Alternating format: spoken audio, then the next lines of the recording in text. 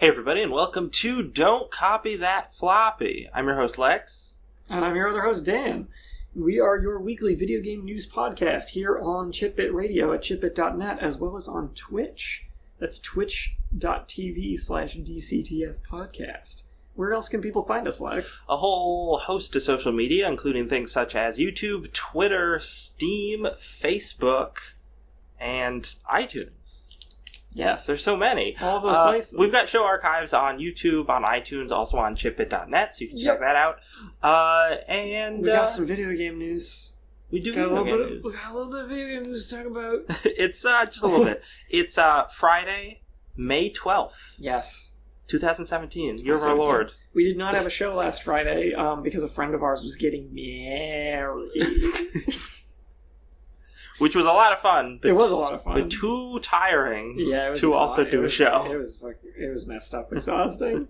And I had to go to the rehearsal dinner the night before, which was Friday. So, but yeah, we got some cool stories this week. Kind of a slow news week, I would say, but we have stories from last week as well. Got some stuff about Overwatch League. A little development in the Overwatch League front. If anyone doesn't remember, that is the thing Blizzard was proposing to allow people to form their own competitive Overwatch teams in their area, basically. We've got some stuff about departures from longtime game series, some rumors about retro studios, among other things. Information about BioWare and some stuff that's been happening since the launch of Mass Effect Andromeda. Mm-hmm. It's not necessarily a good thing. No. Because that game hasn't been doing as well as they thought it was going to do, or hoped it was going to do. We have some just other weird updates to various games we've talked about before. There's a really unfortunate and kind of annoying story about a Kickstarter game we looked at a while ago called Pray for the Gods. Oh, yeah! About a name change that they had to do. Oh, no, but that name's so good. And a vomit-inducing story about Thief. Ugh. So, yeah, this is all sorts of fun stuff. And then we'll round out the show by looking at what video games are coming out soon and what video games just came out. So, Blizzard introduced the idea of Overwatch League. Because Blizzard really wanted to get on that whole esports thing, especially seeing how well Riot's doing. Yes. So, basically, the initial story about this broke on the 10th of May, saying, on this Destructoid article at least, and is saying that Overwatch League's asking price for a team, to start a team, Blizzard was asking for $20 million as payment to start a team. That's quite a bit This seems like quite a bit of money. Quite a bit of cheddar there. Quite a bit of money. More money than I think most places could afford. Yeah, that kind of prices out a lot of people. Even if, like, a city is going to try and, like, pay for it, but what city would be like, hey, we need to put together an Overwatch team? That'll bring in the tourism. Well, one of the things we've discussed a great deal about esports lately is colleges doing stuff. Yes. But, like, colleges can't afford that. I mean, some can, sure, but... Okay. It says that the price might increase in bigger markets like New York and Los Angeles, which would also make sense, but still, it's kind of absurd. They note here that Blizzard seems to be willing to work with buyers on a case-by-case basis, but until we know more, like, this seems kind of ridiculous. Although, the story has been updated since I last looked at it, with a response from Blizzard. Blizzard broadly disputes report of $20 million entrance fee to its Overwatch League. So this is from the day after. There was rumors that buying a team would cost in the ballpark of $20 million. ESPN was apparently the original outlet to run that story, and purported to have multiple sources with inside knowledge about negotiations on that and everything. Blizzard's statement is they understand the interest in the rumors and feel it's important to clarify some things. Want to be clear that our ultimate goal is to create a good esports environment. As with much of what we do, we don't release information until we are at a place where it makes sense to do so. We'd like to dispel any rumors that we are ignoring endemics. Anyone who knows Blizzard understands how deeply we care about the communities around our games. Finally, it's important to think twice about statements from unnamed sources who might try to leverage the media to deliberately spread misinformation as bargaining tactics or for other competitive reasons. We look forward to officially sharing details about the real League ecosystem as a whole as we continue the development process.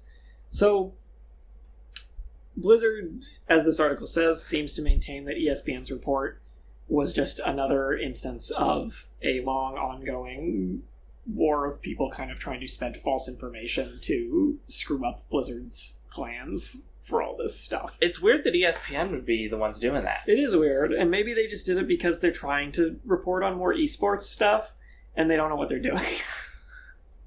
It could be like an innocent thing like that.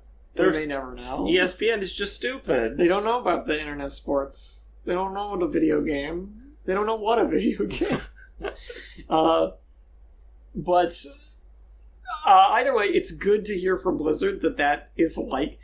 Part of me feels like when they're going to announce they're going to be like, it'll cost $10 million. It's like, that's not that much better, really. But we'll see. I'm curious what it actually... Like, how this all is actually going to work. So, since they announced Overwatch League... Announced it.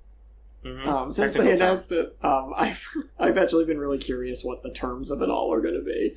Because it's a kind of novel idea. But a very cool idea. But it's also a very easy thing to screw up by making it, like, inaccessible to a large portion of the population. Depending on how they handle all that stuff. But it's neat. Do you think that maybe Randy Pitchford is starting a misinformation campaign to smear Overwatch? What is this thing called? Battleborn? Battleborn? Yeah. You couldn't even remember it. I could barely remember it because everyone barely remembers it. He's just trying to get everybody back to Battleborn. This is the first step. Yeah. And then step 2 is ESPN's going to report. Battleborn League. Yeah, ESPN's going to report on the Battleborn League where you only need $1 million. Yep. Exactly. So, we got a lot of rumors this week. There are a lot of rumors this week. So many rumors. While we're talking about Blizzard, though, this is a very interesting story from the 5th. So this is from last week. We did not get to report on it. Basically, this guy named, where's his name here? Reddit user Chemist49. He bought a bunch of goods off of eBay that looked like they might have come from an abandoned storage unit. And it was basically just like a bunch of like computer junk, pretty much, that he bought off eBay. And inside all of that computer junk, I'm trying to think, do they have a picture here? They don't.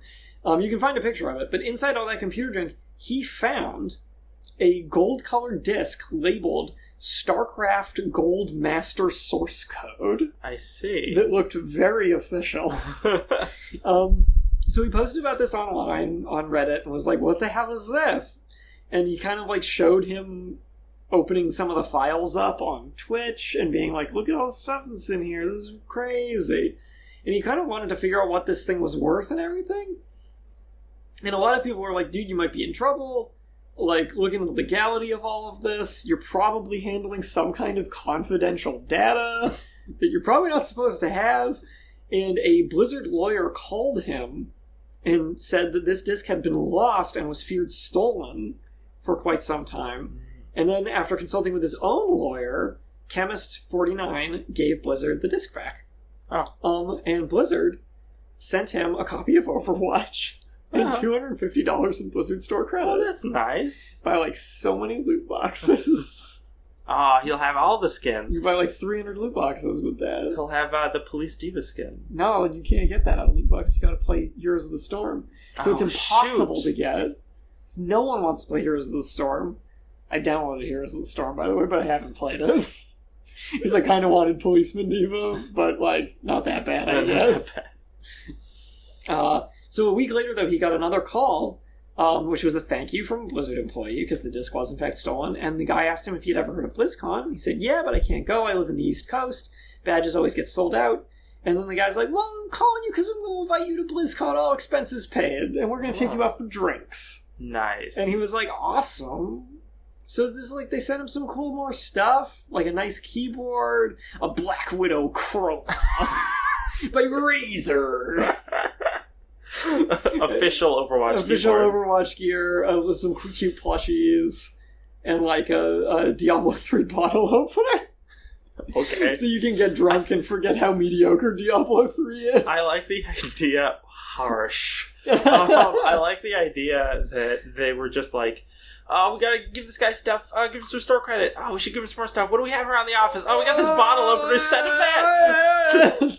Tell him we'll take him out for drinks. I think it's really funny that they didn't give him any StarCraft stuff. They don't have any StarCraft merch around. But StarCraft 2 isn't that old. But nobody gives a shit about it. Also, I will point out that StarCraft 1 is going to get that remaster edition this summer. That is true. So they should have been just like, hey, when that comes out, it's yours. I bet they'll just send him a copy or something. But I hope that he secretly, like, burnt that disc.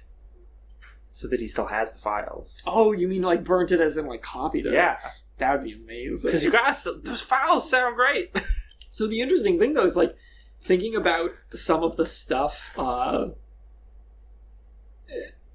It's basically all Blizzard said about it is like someone was really like coincidentally managed to get their hands on a real copy of StarCraft source code, and fortunately they were gracious enough to return it to us. And I think what's more interesting to think about with all this, though, is, like, having access to that. Say this guy had just ripped everything off that disk and just leaked it to the internet. That's kind of interesting to think about. Yeah. Think of all the weird StarCraft clones people would have made using that source code with it, like, available to them. Yeah. It's really interesting to think about. Because you don't hear about this kind of stuff happening very often. You also don't think about it very often, that there are these master copies of a game's code that are like, it's not the game, but it's all of the data and coding work and files that make up the game. Mm-hmm.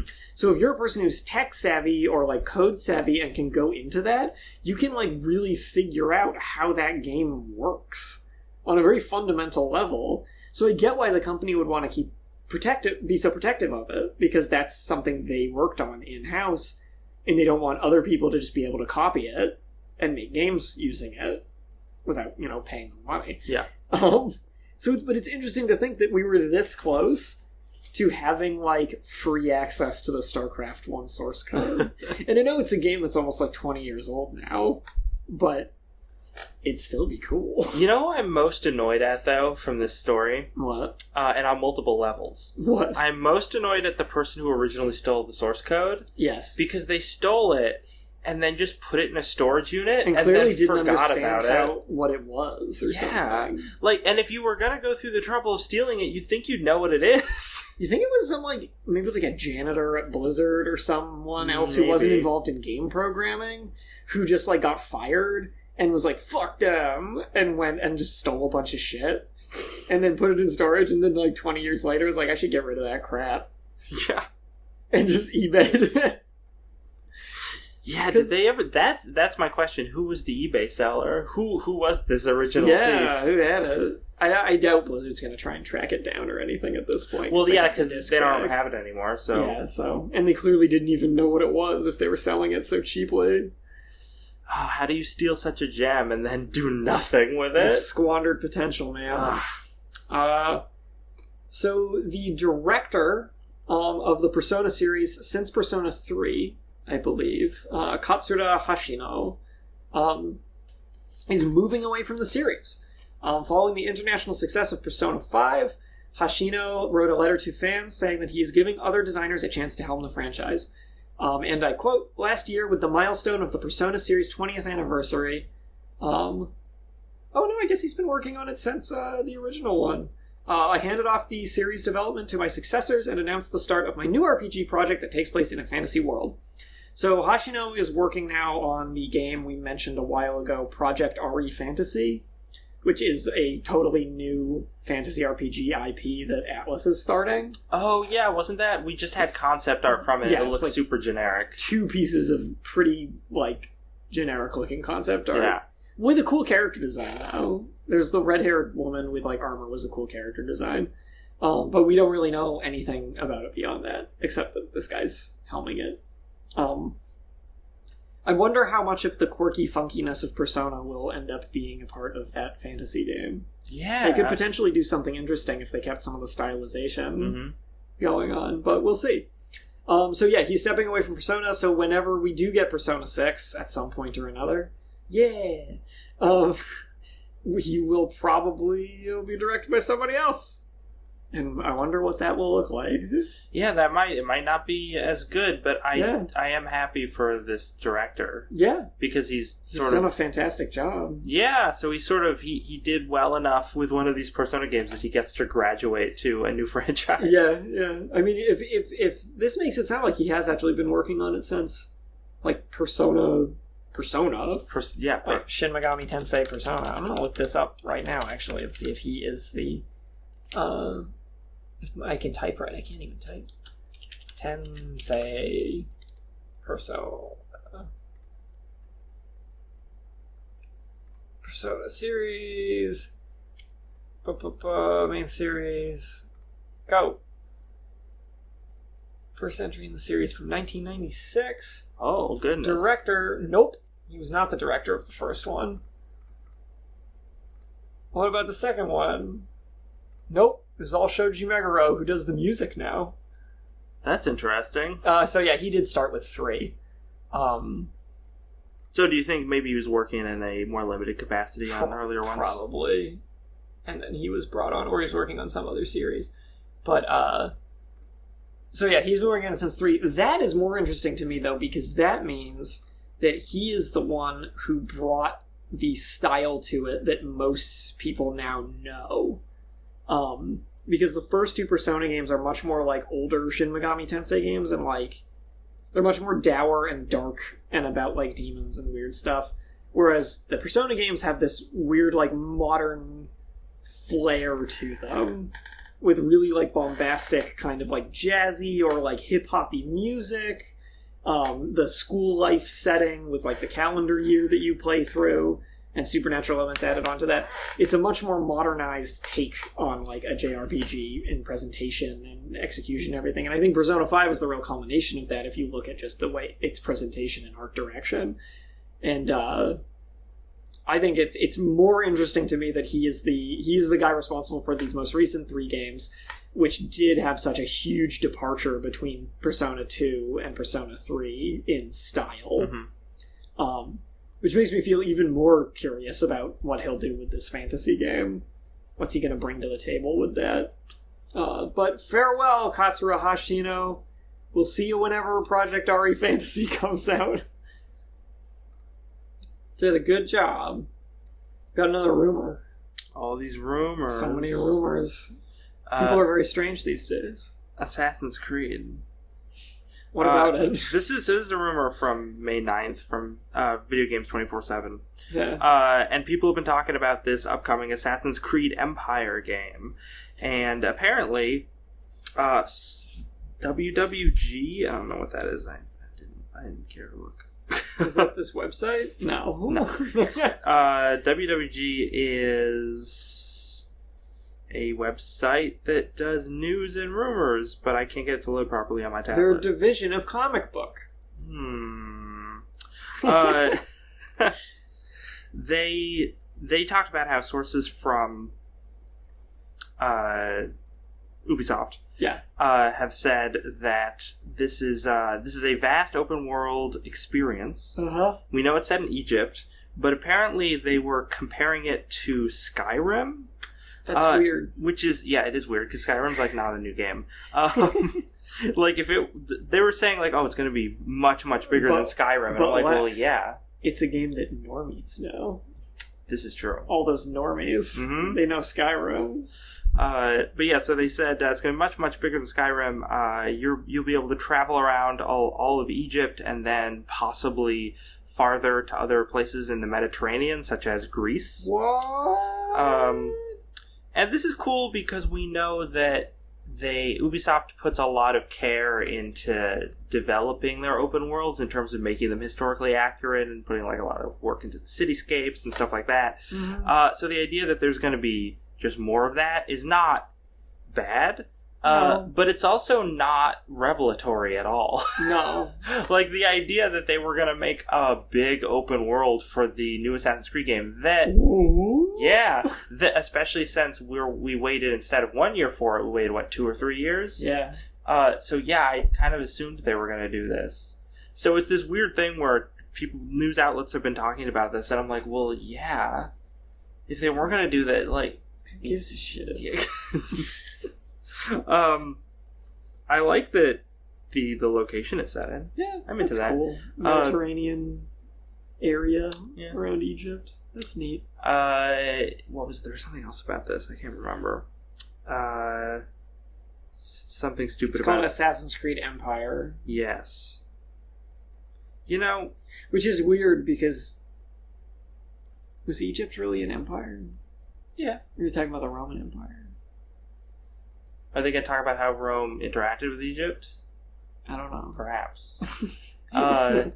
Maybe. So it's very unclear.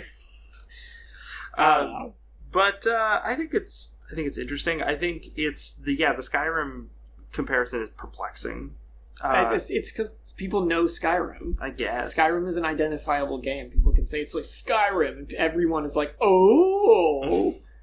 Like, you can't compare it to more modern shit even, because Skyrim still has that spot. It's the one everybody knows. It's just funny because when Breath of the Wild was coming out, and they were like, oh, it's going to be open world, it's going to be how many ever times larger than Skyrim. Mm-hmm. Skyrim, the objectively not at all largest open world game to date. Yeah. But now, after you had Breath of the Wild come out and do extremely well, and everyone identifies it as a giant open world game, that's like really good. You'd think that would be the new model for comparison, but it's not. No. It's still Skyrim. What about Breath of the Wild, though? But Skyrim also is going to come out on the Switch, so obviously it's still relevant. Maybe. Has that actually been confirmed? What's his name? Todd Howard still won't confirm? No, he's too mad about Breath of the Wild. He's getting shown up. Yeah. He's like, wait, let me make Skyrim twice as big, and then I'll... I really hope they do make Skyrim's game world twice as big, and it's literally... You play the game and they just made every character model half the size and slowed the animations down so you just take twice as long to get everywhere. Oh no. That'd be amazing. And everything's just weirdly big around you. Really big treasure chest. Oh, these zombies that I fight in every dungeon. Wow, they're really big now. Oh my god, that's a big bird. Hey, it would make the dragons actually intimidating. That's true, it would. These dragons are way too small. They are too small in that game. What always bothered me the most, I think, is that the main evil dragon, Alduin, is the same size as all the other dragons. That was weird. He's just pointier. Mm-hmm. When I first played that game, and they show Alduin right at the beginning, I was like, oh, that's a cool-looking dragon. And I saw the other dragons, I'm like, why'd that one at the beginning look so much different? But the only difference was appearance. It wasn't bigger size-wise. Mm-hmm. And I was like, why do you look so much different? And then I found out, like, halfway through the game, like, that was because that was Alduin, the true final boss super dragon. I'm like, that sucks. He's, like, the same size as all the other ones. That's stupid. He's supposed to be like a god. This game is dumb. Anyway. And then everyone bought Skyrim. And then everybody bought Skyrim, myself included. Mm-hmm, yep. So, Metroid Prime 4 being made? Probably not. Oh, probably, though. I don't think so. Supposedly... I don't care about this rumor. I don't believe this rumor. Supposedly Retro Studios, who made a Donkey Kong game? Retro Studios made the Metroid Prime series for Nintendo, and then made Donkey Kong Country Returns and Donkey Kong Country Tropical Freeze. Yes. But wasn't Tropical Freeze the most recent one? Yes. Okay. All of the games that they have made are very good. Mm-hmm. So supposedly, they're working on another Metroid Prime game. Now, this article, because this was something that was from 3 days ago, so, you know, the 9th. This article is, like, really bad. I did not find a good source for this, because the article just talks about how, like, oh, there's a composer, and he's hinting at it. And we know that Retro Studios has been working on... They're a good developer, and they've been working on something for a long time. But I've been watching... I think it was like a No video on this. Rooster Teeth the No video. And they went way more into depth about different sort of hints and reasons why they believe this is happening. And one of them is that people have been tweeting at Retro Studios asking them, like, come on, guys, what are you working on? And Retro Studios has literally sent out pictures of prime rib to them. Okay. And, like, things like that have been happening for a while. So it's like they clearly cannot say, but they're like, no. But what about Bayonetta 3? But what about Bayonetta 3? What hairstyle will she have? Short. Keep it short! No, you gotta go in a new direction. Keep it short, new hair every game. You son of a bitch. So help me, Hideki Kamiya. So help me. If you change Bayonetta's short hair, I'll fucking kill you. But I won't, because I love you. And all the games you make. So this would be great if it was true. Yes. Obviously, it's not confirmed. Short-haired Samus.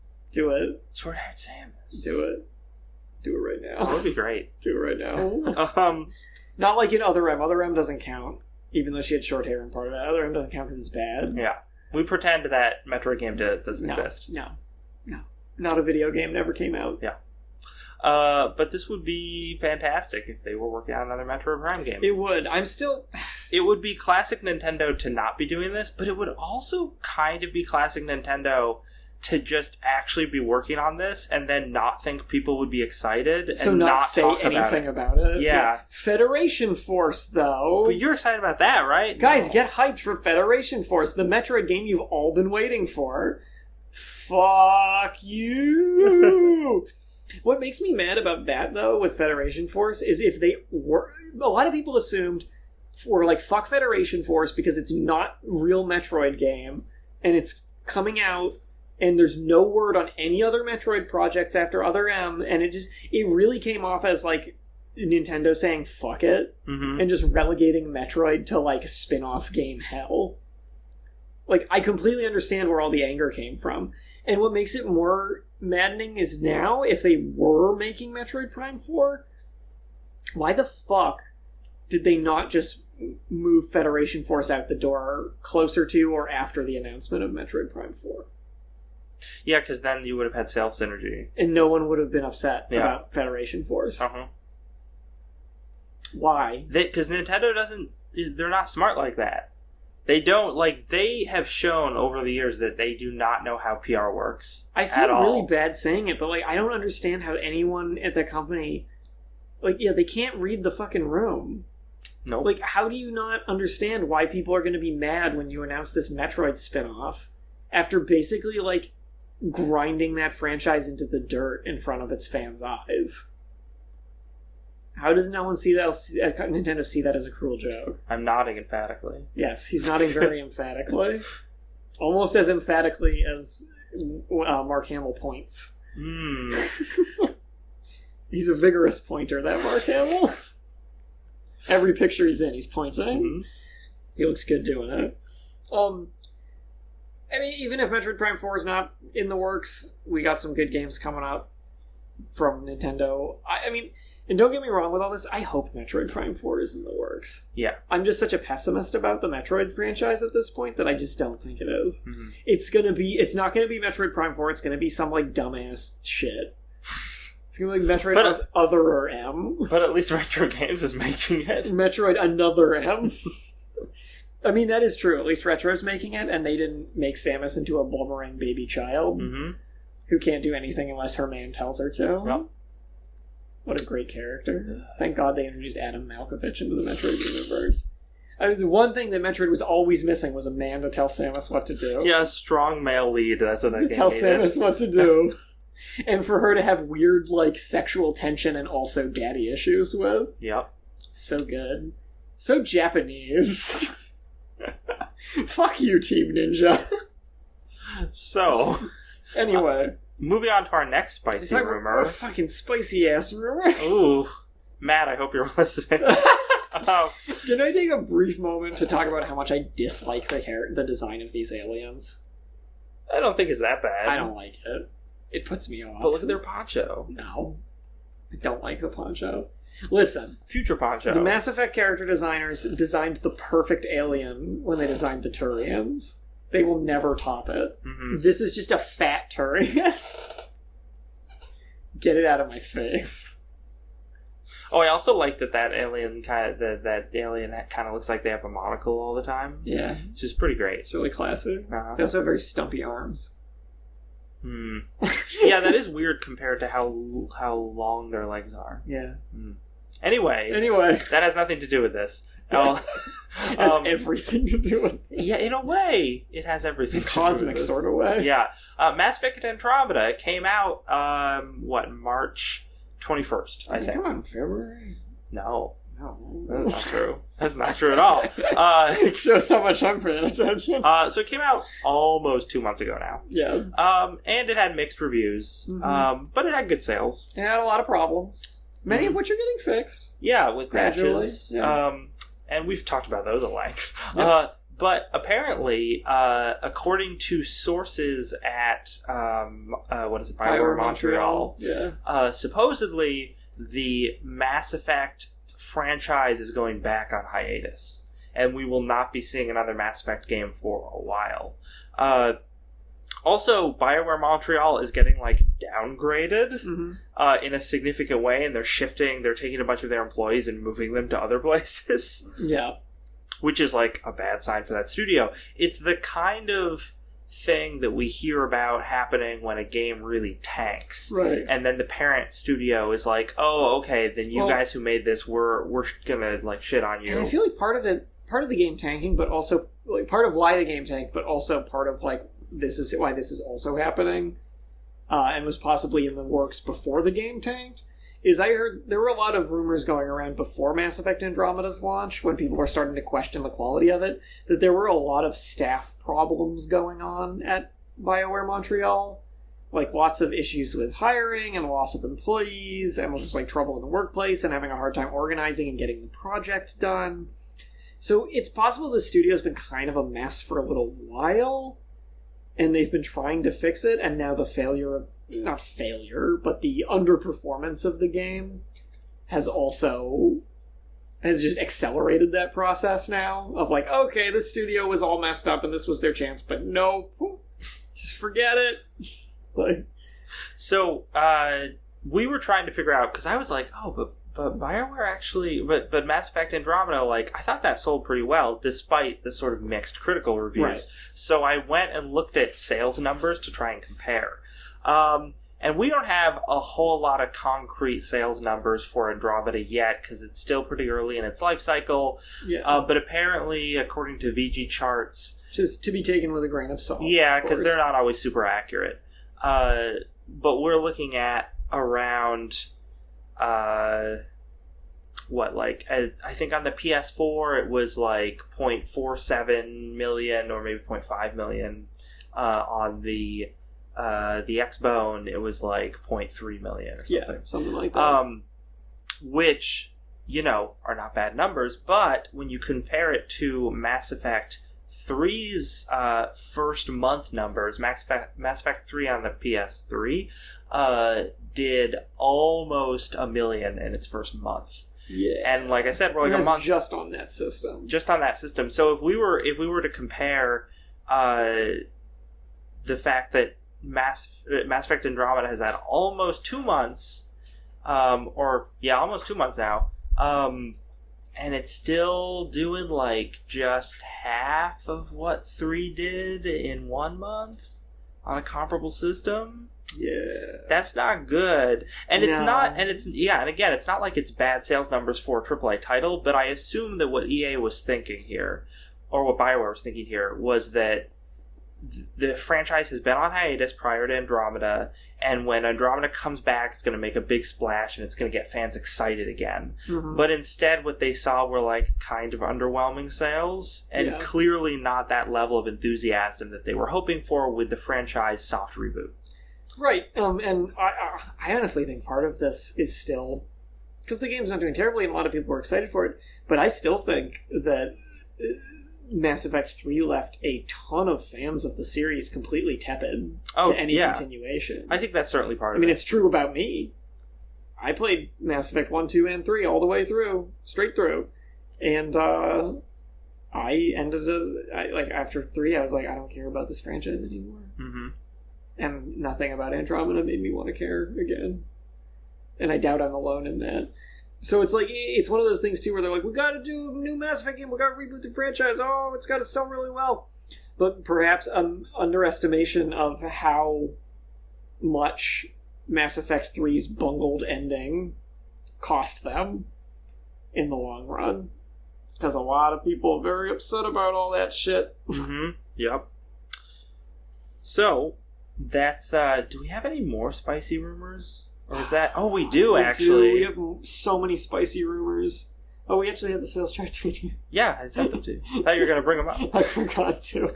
Hey, everyone, look at these sales numbers. Yeah, I mean, these sales numbers, if you're looking at them right now on our video stream, the only reason why I'm not as quick to cite these, partially because it's VG charts, and they're not super great, but partially because these are overall sales comparisons. So we're having the overall sales comparison of Andromeda compared to the overall sales over its entire life of 1, 2, and 3. Yeah. And that's obviously not a fair comparison because they've been out way longer. When will we ever know the sales numbers for wallpapers for Mass Effect Andromeda, free backgrounds for your lock screen on iOS? That's what the fans really want to know. I want to know. I also want to know QuizBook's question puzzle free Mass Effect Video Games Edition for iOS. What even is that? You know, it's interesting, though, because they don't give the sales numbers for the Mass Effect 2 downloadable content. Mm. And the reason why I'm kind of interested in that is BioWare Montreal, that's the stuff they had made for the Mass Effect franchise before Andromeda. Yeah. Because they did not lead any of the three other games. So if we had the sales numbers for that, it actually would have made a really interesting comparison. Yeah. But we don't, because VG Charts isn't that great. Oh, shit. This isn't a rumor, but... Should we talk about a rumor Yeah, let's talk about... Because let's just get all the rumors out of here. Everybody rumored, but no one believed. So, IO Interactive. Have you heard of them? Maybe not, but maybe you have if you're a Hitman fan. Are they the guys who made the new Hitman? They are. Oh, okay. That game's pretty good. I don't know if they made the other Hitman. I don't know either. They may have. That new one's pretty good, though. Yeah, people critically pretty good reviews. It's been described as a sleeper hit. Its release was weird. Not in the sense that it was rocky, but yeah, in the sense that the entire game wasn't released at once. It was released as episodes that you would buy over time. But now they're all out, so you can just get it all as one game. Mm-hmm. And a lot of people have been highly recommending doing that. Yeah. So, IO Interactive is owned by Square Enix. Yes. And apparently, even though people thought Hitman was selling pretty well and critics were liking it and it was doing well, and they were working on their season 2, or what was it called? Their next thing. Next set of missions, basically. But Square Enix said the other day, recently, before the story we're looking at now, that they are... They're going to sell the developer. Yeah, they're going to sell IO Interactive because they want to... I think there was a quote somewhere in here. Focus on key franchises and studios. Who knows what that means? I think it means Final Fantasy. It means Final Fantasy. Yeah. That's what it means. Now that FF15 actually did really well for them, they want to go back to focusing on Final Fantasy. Yeah. Maybe put out the next one in less than a decade.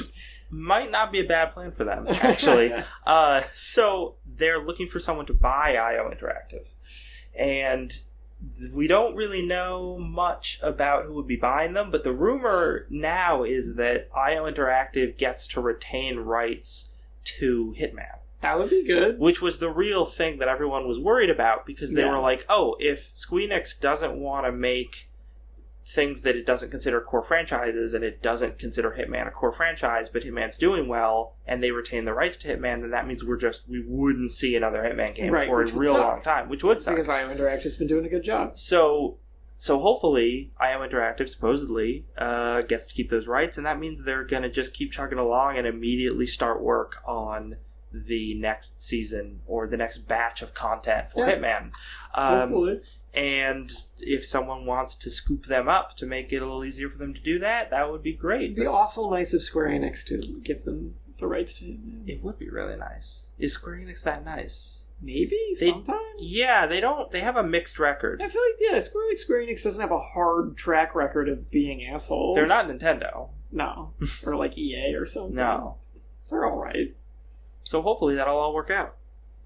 Hey, do you know what the Project Scorpio or the PS4 Pro are? Apparently not many people do. Apparently not a lot of people know what those are. On May 10th... those people should listen to our show. They learn everything about the Sony Triple Pancake. The Triple Pancake. It's an easy way to remember, guys. 3 pancakes. PS4 Pro, you got 1, you got 2, you got 3 pancakes. Hey! 2 pancakes? That's a regular PS4. Get out of here. 1 very weirdly shaped pancake, that's PS3. Yes. Kind of a bulbous pancake. Yes.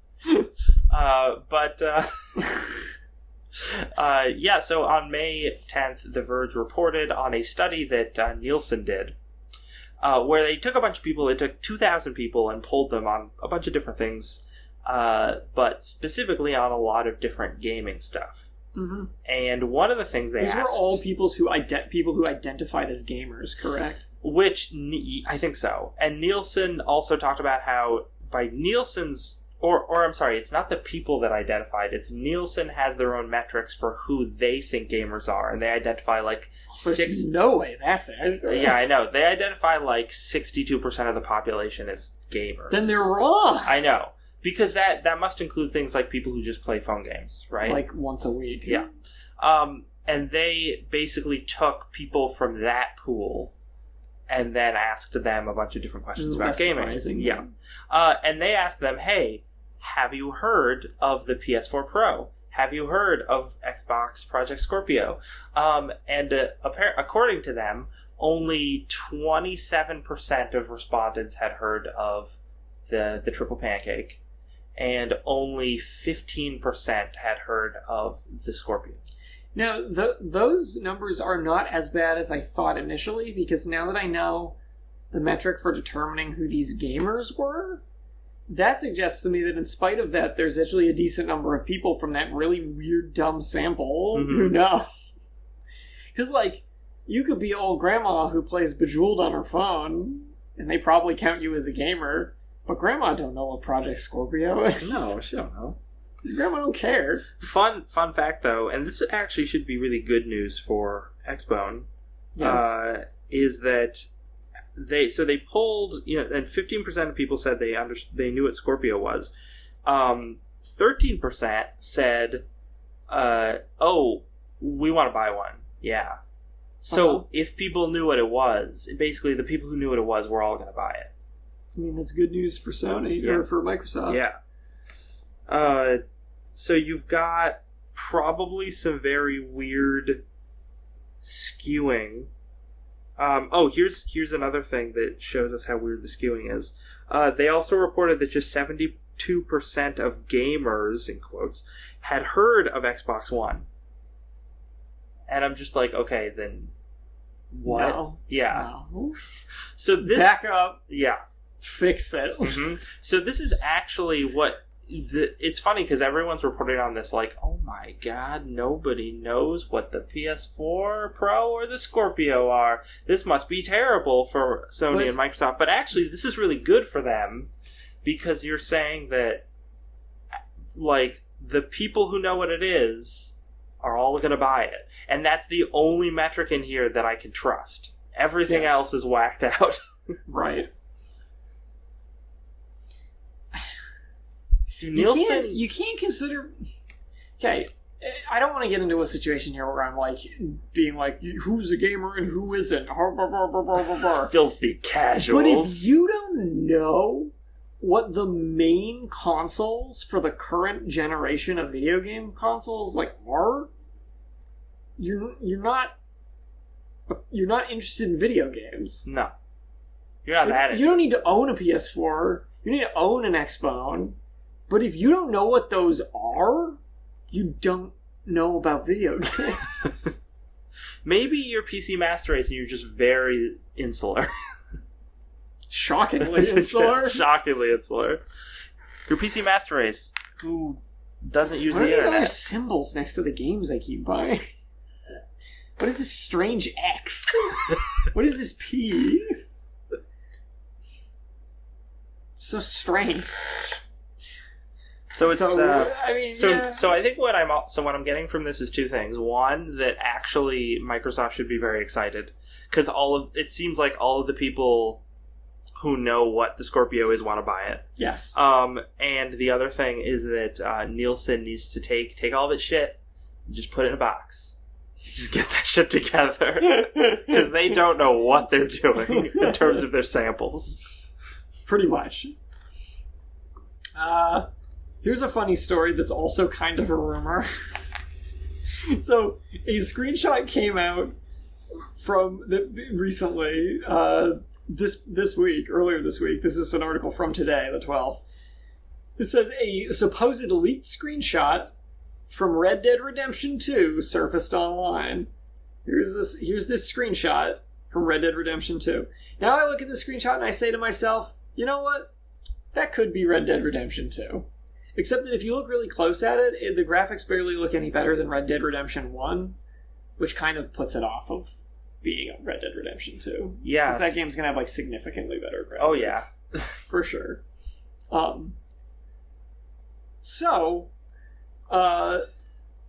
It is a genuine image, but it is not from Red Dead Redemption 2. It is from a game called Wild West Online. So this is...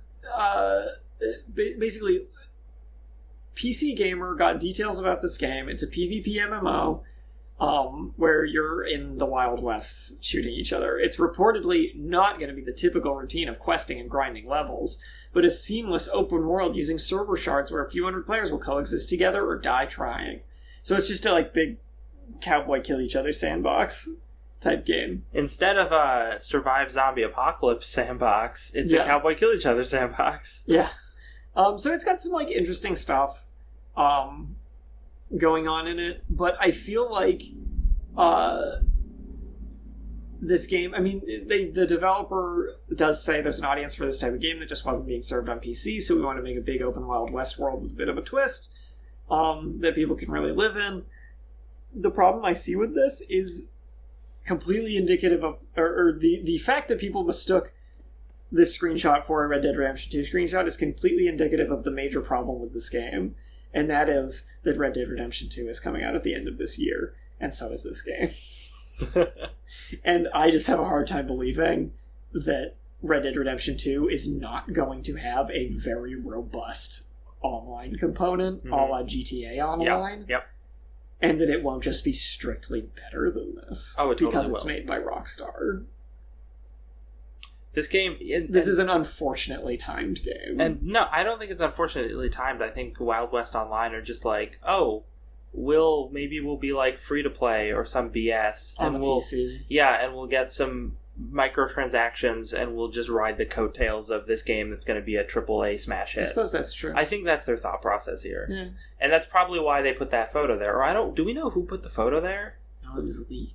So I assume that... So I assume the Wild West Online put it there to try and get publicity. Yeah, you're probably right. I think that's all that's going on with this. It is kind of funny, though. Pray for the Gods. Remember Pray for the Gods? If you don't, it's a game where you play as this girl in a snowy place and you gotta fight big monsters. It's like Shadow of the Colossus. Yeah, kinda. It was kickstarted. It was really cool. It's an indie game, by the way. Unfortunately, it had its name changed from Pray for the Gods, Pray spelled Prey, making a nice little pun there, to being called Pray for the Gods, Praey. What? Which is a diphthong, which is when you meld two vowel sounds together to make a single vowel sound. I see. So it's technically still correct pronunciation and potential spelling of pray, but everyone's going to mess it up when they Google it. Yeah, and it looks stupid. And the reason that they changed the name is they didn't want to do it, No Matter Studios team wrote. Thankfully, they get to keep the logo, but they will spell it Pray for the Gods.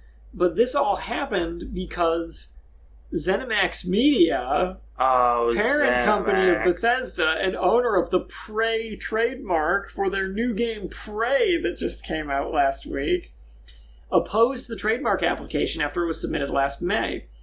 In January, the developer abandoned their filing for Prey for the Gods, unwilling to fight ZeniMax Media over the title.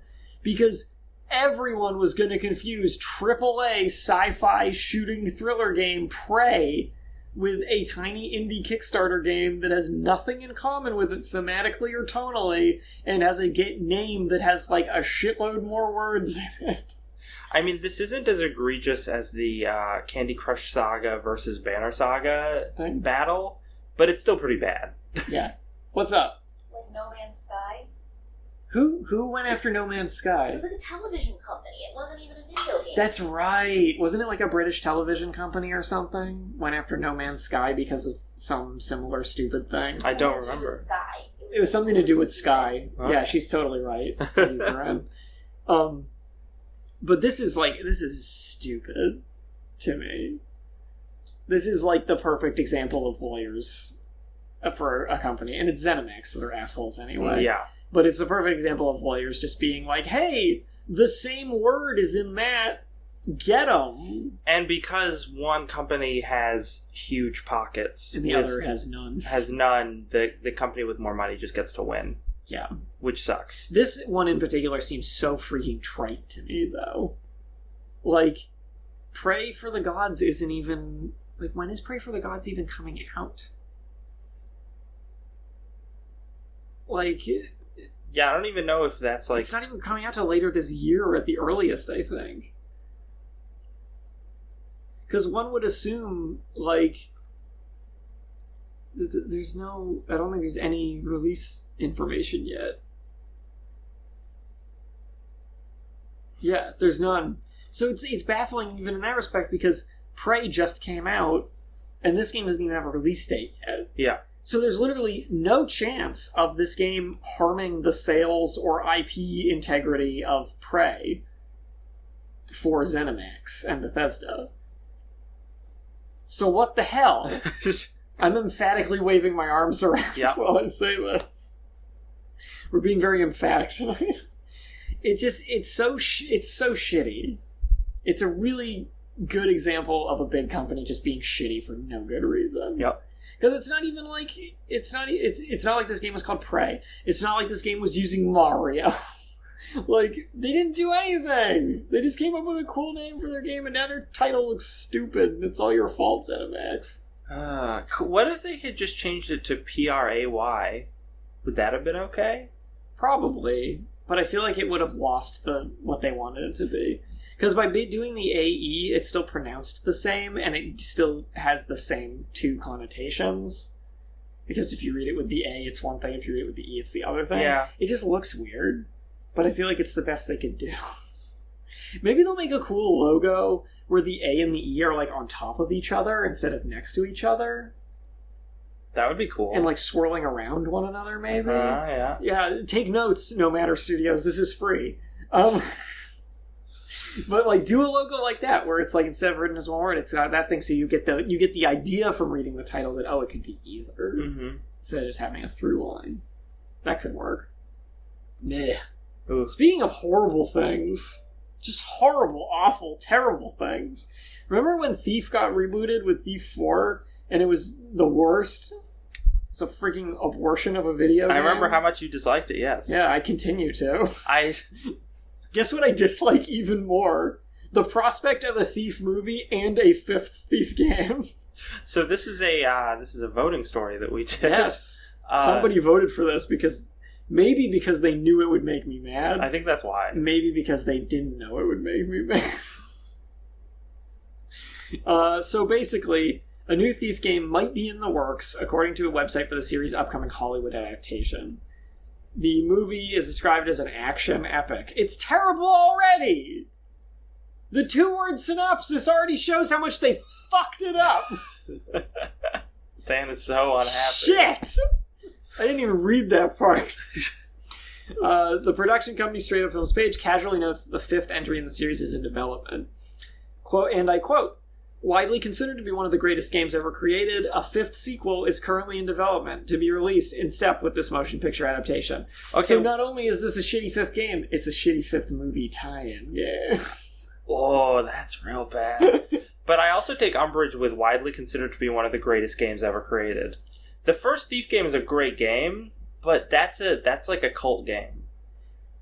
True. I'll say true. Yeah. It is definitely a cult game. So I guess maybe, saying widely considered to be one of the greatest games that ever statement makes no sense to me. Yeah, if you're coming out from that direction. Because my counterpoint, I guess, is more that, like, it actually might be one of the greatest games ever created because it was so revolutionary for its time and completely introduced so many, like, advanced AI concepts into games as well as the stealth system that had never been implemented as effectively. And has not been implemented as effectively since. Because guess what? Every game that's tried to ape Thief in modern era somehow gets the stealth wrong. I'm looking at you, Dishonored and Thief 4. Fuck. Why doesn't everyone... Friggin' Splinter Cell did it right. I was gonna say Splinter Cell did it pretty well. Splinter Cell did it great. Because Splinter Cell just did exactly what the old Thief games did. Yep. How did people not get this? They just put the Tom Clancy book skin over Thief. You fucking Michael Ironside in there. And just be like, I'm gonna sneak around in a Japanese villa. I'm gonna grab a man through a paper wall. Chaos Theory. Chaos Theory. And then Jeff Goldblum's in the corner and he goes, Life finds a way. Life finds a way. Bad movie tie-in games find a way. So that's Chaos Theory. Yeah. So this is just bad all around. This movie is going to be terrible. Undoubtedly. And this upcoming game is going to be terrible. I don't understand how they didn't learn their lesson with the Assassin's Creed movie that just happened. Because it's a similar kind of thing. Like, I assume those movies would be made in similar ways. Why do movies keep getting made about these, like, movie? Because they're talking about doing, like, a Deus Ex Human Revolution movie, too. And it's all, like, kind of Ubisofty, acrobatic man on weird adventure games. Those are all the games that get adaptations. Because you know what other video game got a movie adaptation? Prince of Persia. It's also kind of that kind of game. I mean, Doom got one. Doom? Yeah. Yeah, but that sucked. It was apparently even Doom. But I mean, this is true. But I mean that, like, a shooter. So, like, a Doom, or, like, if they made a Halo movie, I would be like, okay, then it's just, like, a sci-fi action movie. Yeah. Whatever. The bar is lower. Yeah. But when you try to make an Assassin's Creed game, or a Prince of Persia game, or a Thief game as a movie, you're already, like, have this subject matter that's, like, way more difficult to capture on screen. Yeah. And you really should just be looking at those shooters for movie pointers here. So real quick before we talk about our last story, greatest video game movie of all time. What do you think it is? Super Mario Brothers, hands down. Super Mario Brothers? Really? You gonna go with that? I love Super Mario Brothers. You commit to that one? No, this is not Super Mario Brothers. I'm assuming you're joking. That's why I'm pushing you a little bit here. No, I don't know. What are there any good ones? Yes. I'm sure there are. Yes, there are. Besides Super Mario Bros. There's at least one that's legitimately a fantastic film. I keep thinking of Wreck-It Ralph, but that's not actually based on any games. No, it's got to be based on a video game. Okay, what do you got? Street Fighter 1994. Oh, Raul Julia. The movie's phenomenal. No one can tell me otherwise. Also, first Mortal Kombat movie. First Mortal Kombat movie. Pretty good. I also have a secret love of the second Mortal Kombat movie. I do too, because it's the shittiest piece of shit ever. I like it in the same way that I like the Super Mario Brothers movie. Man, the 90s. That's when they got video game movies right. Well, yeah, because they were just dumb. Yeah. Because they should be. Video games are stupid. But yeah, Mortal Kombat movie, shockingly faithful to the game. Yeah. Shockingly. So anyway, before we vanish, we're going to talk about the vanishing of Alan Wake. So Alan Wake, anyone who doesn't know, came out around sometime in the 360 era of games. 360 PS3 era by Remedy Entertainment. It is a kind of horror suspense thriller game. It's basically a Stephen King story. It's a Stephen King story. You play as an author who's got writer's block, and he goes to some mountain cabin with his wife to try and get over it. And then weird shit starts happening. Yeah. It's somehow tied into his stories. It's a cool game. Mm-hmm. But it's apparently the music, which is a major part of the game's like storytelling. The license for that music is expiring on May 15th, which means that until they finish renegotiating that stuff, if they do, the game will be locked down until that point. Which means you won't be able to buy Alan Wake. It's just going to be removed from all storefronts. And until they can figure this out. Apparently, Remedy Entertainment doesn't have ZeniMax-sized pockets of cash. Unsurprisingly. So they're skeptical as to whether they're going to be able to get these rights for anything back. Yeah. So it's a very odd little case. Yeah, we might not see Alan Wake back in stores for quite some time. I mean, and it's not like this is a brand new game or anything. No. It's fairly old at this point. But it is good. It is good. So you should definitely buy it. And it's on sale for like 90% off on Steam. Everything must go. Uh-huh. All Alan Wakes must go. Just go get them. So definitely grab that game. Yeah, grab that game. So, video games. Some of them are coming out. Some of them just came out. Let's talk about both of those. Yeah.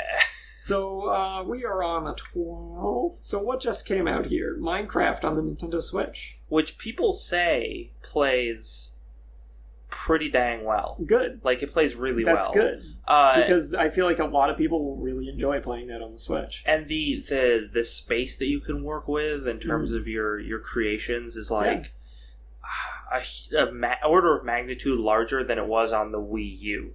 Oh, great. So that's fantastic. So you can do a lot more with it. Strafe came out on the 9th. Ooh. I have to check that out. Yeah, we are. Loco Roco Remastered also came out on the 9th. NBA Battlegrounds. NBA Playgrounds. Dude. Oh. It's not a battle. It's Playground, not a battleground. It should have been a battleground. That's a huge difference. You really bungled that one, buddy. Prey came out on the 5th. And before that, some Gundam game and the Caligula Effect. Oh. For the Vita? What the hell is this shit? Vita means life. Oh, it's a weird Japanese game. Okay. Alright. What's coming out in the next week? We got Farpoint. PSVR. PSVR. I heard it's pretty cool, actually. Perhaps one of the first cool actual game VR games. Yeah.